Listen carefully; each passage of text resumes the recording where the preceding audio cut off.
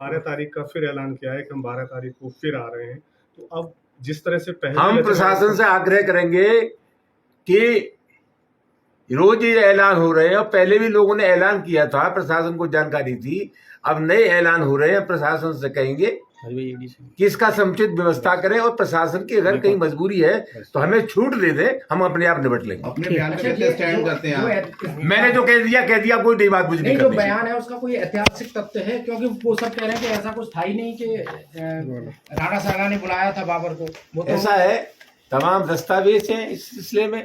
बाबरनामा के अलावा एक अभी सीरियल चल रहा है, भारत की खोज, जिसे दूरदर्शन ने बनाया था, आप उसे देख लीजिए।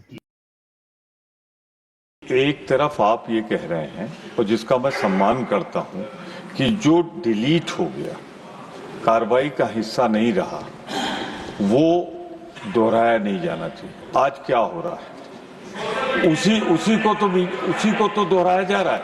मैं स्पष्ट कहना चाहता हूं कि राणा सांगा इस देश के बहादुर थे, हमारे हीरो थे, हम उनका हीरो की तरह सम्मान करते हैं।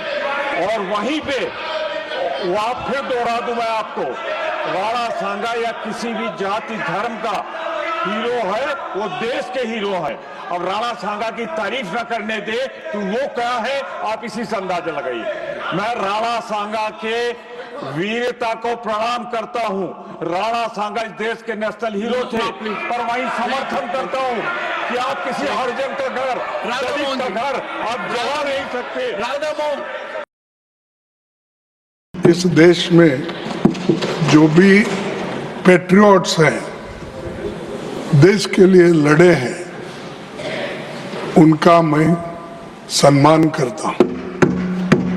लेकिन इसका मतलब ये नहीं है कि कानून अपने हाथ में लेकर अगर कोई किसी के घर पे जाकर तोड़फोड़ करता है,